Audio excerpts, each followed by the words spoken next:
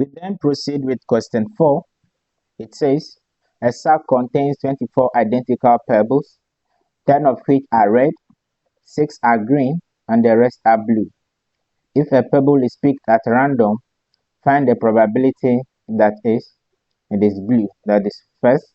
Second, it's red or blue. Then the third, it is not blue. Okay. So we first identify that the total number of identical pebbles we have is 24.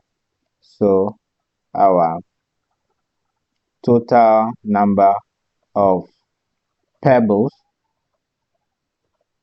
is equal to 24.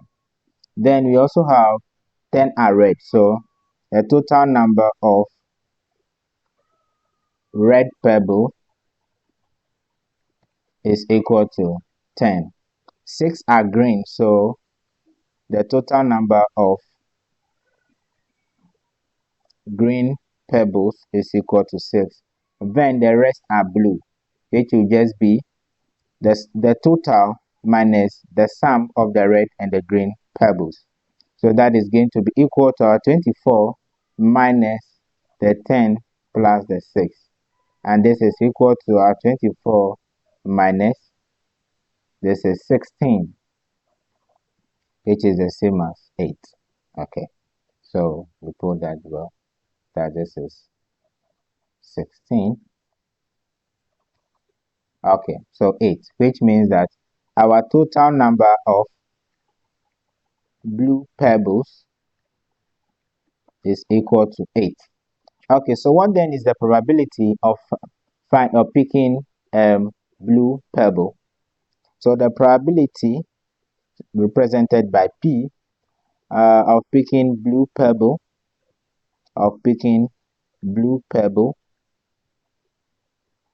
is going to be equal to the total number of the total number of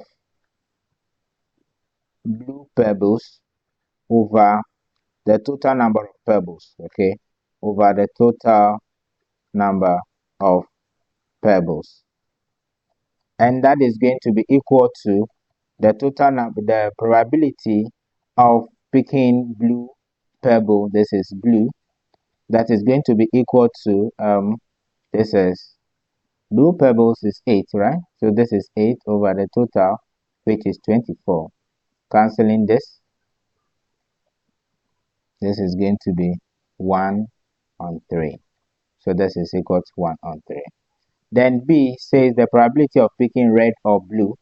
So probability of picking red or blue, that is going to be equal to, then the probability of picking red or blue is going to be the sum of the probability of picking what? Red pebbles and then the blue pebbles. That is going to be the total number of, this is red and blue, this is red and blue pebbles, red and blue pebbles, all over the total, okay, the total number of pebbles. Okay, and we know that is going to be equal to, this is red or blue, you know, that is going to be equal to, we have the total number of red pebble is 10 plus the total number of blue pebbles is 8, okay, over the total of pebbles is 24, and that is going to be 18 over 24. Now we see that 6 into 18 is 3, 6 into 24 is 4. So the probability of picking red or blue ball is 3 on 4. Lastly, our C, the probability of picking not blue. So not picking blue pebble. The probability of not picking blue pebble is just the probability of picking the whole thing minus not picking the blue. Sorry, minus picking the blue. So what we are saying is that, you know, probability picking the whole thing is just 1, okay? So picking the whole thing is just 1. So let's say that is just 1. Okay, so probability of not blue is just equal to, picking the whole thing is just 1, that is the whole, minus the probability of picking blue. But the probability of picking blue, we know, is 1 over 3. The probability of picking blue is 1 over 3. So it's either we pick blue or we don't pick blue. So when we don't pick blue, it means that it is whole, that is 1, minus when we pick blue, that is 1 over 3. And that is going to be equal to 2 over 3. So the probability of not picking blue is just 1 minus 1 over 3, which is 2 on 3. We then proceed to question 5. So question 5, the roots of the equation 2x squared plus a plus 1 multiplied by x plus b equals 0. The roots are 3 on 2 and minus 4, where our a and b are real roots. Sorry, are real numbers. Fine. Find the values of a and b. Okay, so we have a solution here.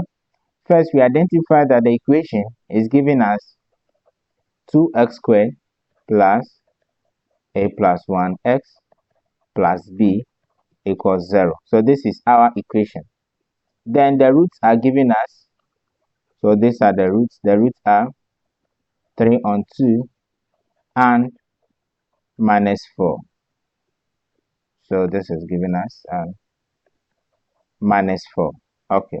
So from this we can find the sum of roots, the same time the product of roots. Okay. So our sum of roots here is equal to a 3 on 4 plus minus 4, which is the same as 3 on 4 minus, sorry, this is 3 on 2.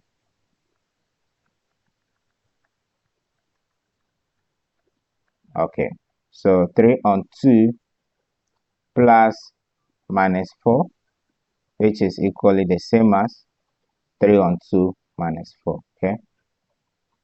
Okay.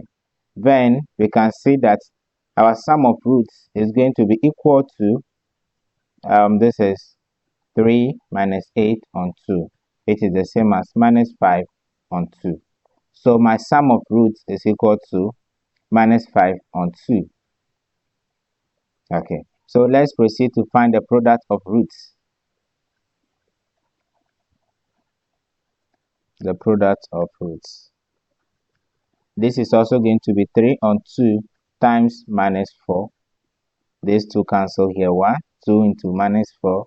This is minus 2. 3 times minus 2 is minus 6. So this is our product of roots. Okay. Then we can now see that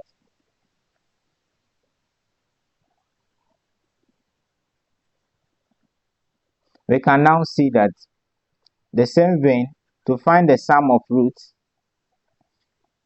from this same equation, we first have to get our sum of root to be minus b over a, where our b is the coefficient of the x, and then our a is the coefficient of our x squared. Then the product of roots is also going to be equal to our c on a. Now I decide to use the block letters because we have our a and b here. Okay, our a is equal to the coefficient of the x squared, which is 2. Our b is the coefficient of the x, which is a plus 1, and then our c, which is the constant, which is our b. So in the same vein, we can find the sum of roots, which is minus b on a. Finding the minus b on a, we are getting minus b, which is minus a plus 1 all over a, which is 2. But then we also have the sum of roots here, which is equal to minus 5 on 2. So this is equal to minus 5 on 2. We can then simplify that further, which we know that the denominators are the same, so we focus on the numerators. So we are having minus a plus 1. This is equal to minus 5. Okay. Okay, we then divide through by minus 1. Then we are having a plus 1 is equal to 5. Therefore, our a is equal to 4. This is 5 minus 1, 4. Then we have now found the value of our a. What then shall be the value of our b?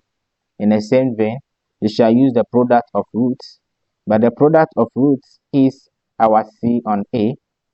But the c on a, our c here, is equal to b over 2. This is the same as minus 6. And this is equal to, making b stand on its own, b is equal to 2 times minus 6. So finally, our b is equal to minus 12. Okay. Here we have now found the values of our a and b. Okay, so let's proceed. This is the final part of the compulsory aspect. Question 5b. The gradient of the line passing through the point A is minus 2, minus 3. And B, xy is 5 over 6. Find the coordinates of the point B. Means that the coordinates of the point A, the coordinate of point A is minus 2, minus 3. The coordinate of point B is x and y. But their gradient, which is always represented by m, is 5 on 6. Now, our task is to find the coordinate of B.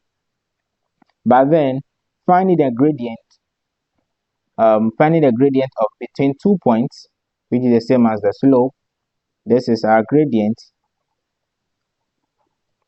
is equal to the change in y on the change in x. So this is y2 minus y1 all over x2 minus x1. But then the y2 and the y1, sorry, the y2 and the x2, these are the components of the B, the second point, whilst the x1 and the y1 are the components of the first point. Focusing on that, we can see that we are going to get our y2, which is y over here, minus the y1. Y1 here is minus 3. So this is minus 3 all over the x2 and minus the first component, which is what? Minus 2, which is the same as our gradient here. Then our gradient is also equal to, this is y plus 3 all over x2 plus 2. Because negative times negative here will give us positive. The same thing over here will also give us positive. But our gradient is giving us 5 over 6. So this is equal to 5 over 6. Okay.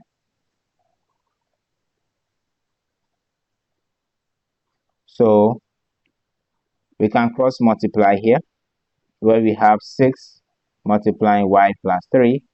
This is equal to 5 multiplying our x2. This is, let's take this off. Okay, so this is the same way x2 is the same as x, okay? Okay, that's fine. We can say y2 here to y2. So we can put y2 here, which is 5 into bracket x2 minus x2 plus 2. Okay, so simplifying this, we are having 6y2 plus 18. This is equal to 5x2 plus 10. This is, we have expanded the bracket. But then the coordinate that is being given to the point B over here is x and y. So we need to stick to the question, sticking to the demands of the question. We can now change our y2 and the y1 to the y2 and then the x2. Since it is x and y, we need to put it there. So we need to have that. Our 6y plus 18 is equal to 5x plus 10. Okay, then we are having 6y minus 5x. This is equal to 10 minus 18. This is 6y minus 5x is equal to minus 8.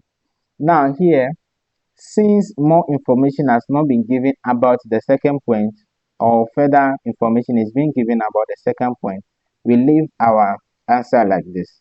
Because any value that can satisfy this, any value of x and any value of y that can satisfy this question is equally or can equally be the point B.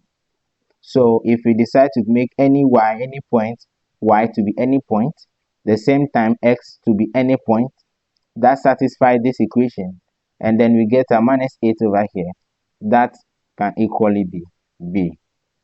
Thank you.